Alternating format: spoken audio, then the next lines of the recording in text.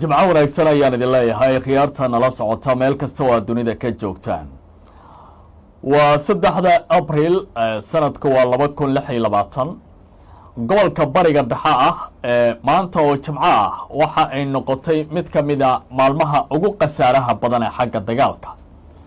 dowladda jamhuuriyadda islaamiga ee Iran waxa ay qaadaysaa amaba ay qaaday weerar argoosi ah iyadoo inta badan burburisay dhowr saldhig oo kala duwan oo ku yaalay gobolka bariga dhexe. waddanka Kuwait oo kale warshadii dabka iyo sidoo kale goobtii safaynta biyaha ayaa laga burburiyay.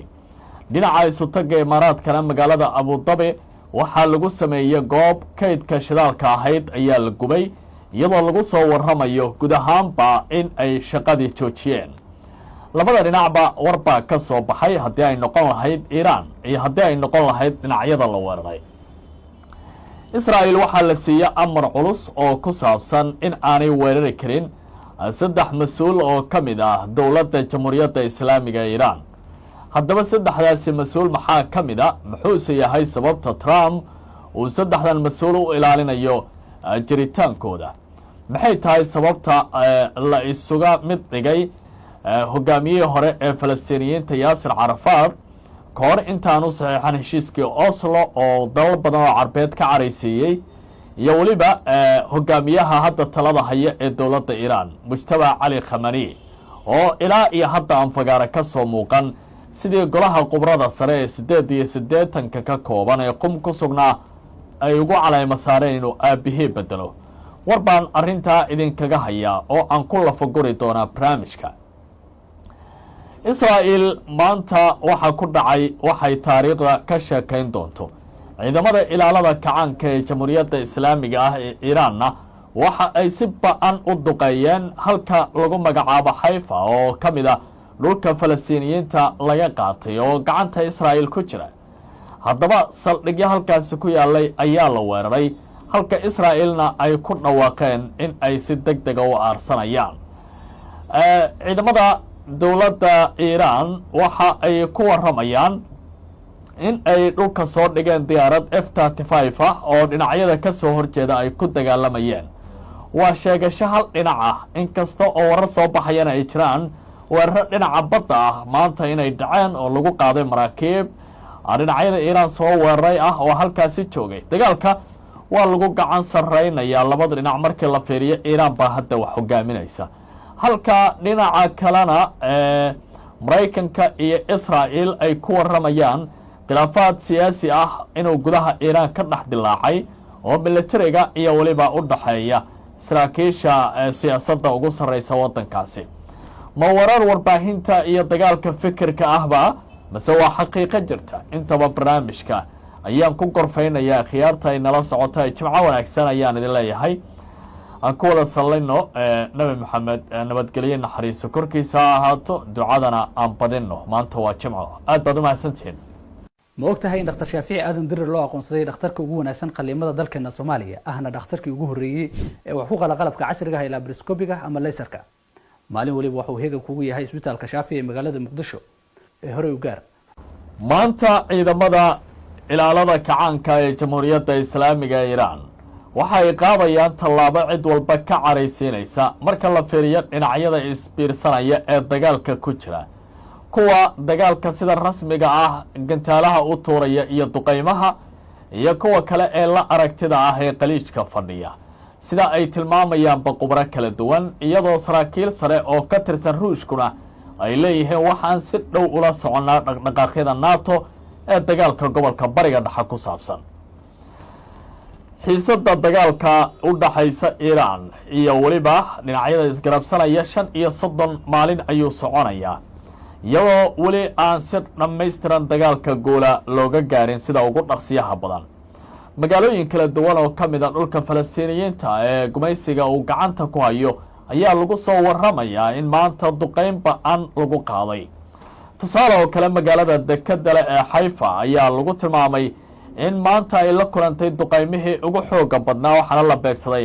xarun tamarta ah oo halkaasi ku taalla oo Israa'iil ay korontada ka heli jireen marka Haifa ay joogaan.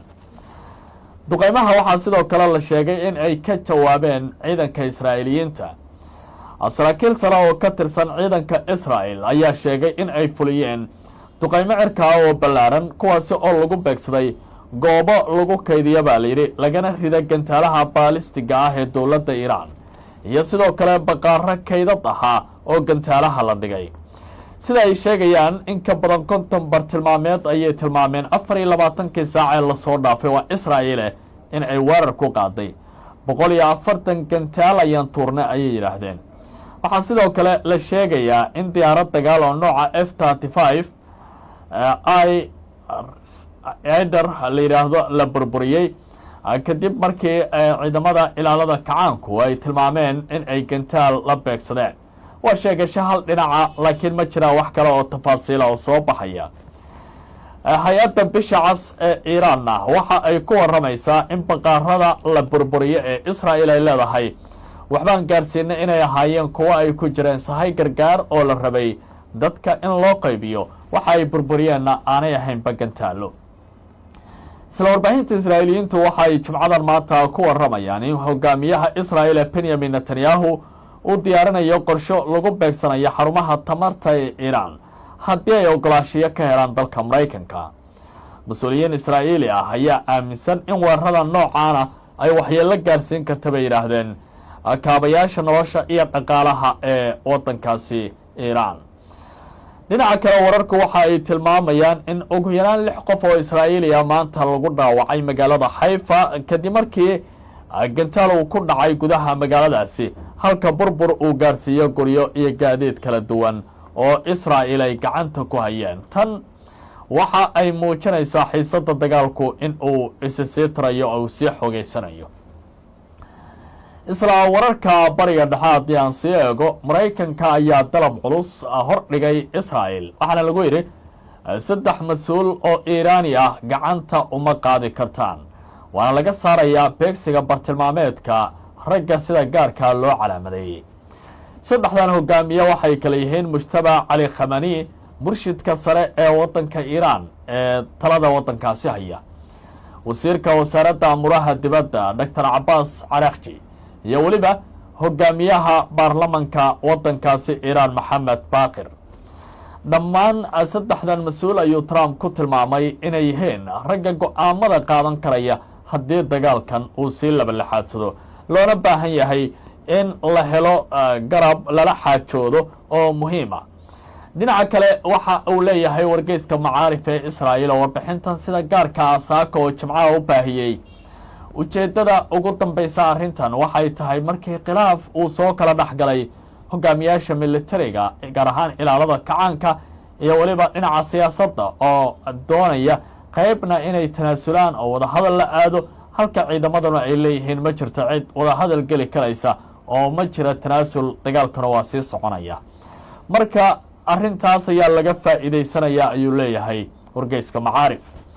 isla wargeyskan uu sii hadlaya waxa uu leeyahay mujtaba xilligan waa nin nugul marka la fiiriyo xaaladiisa waxaana u dhigmaa xilliga yaasir carafaad uu heshiiska la galay israa'il heshiiskii loo yaqaanay heshiiskii oslo ee norway carafaad xilligaasi waxaa loo arkaya nin nugul oo daciifa balse cidda keliya oo heshiis geli karaysa falastiiniyiinta u qaadi karaysana ay maraykanku u arkayeen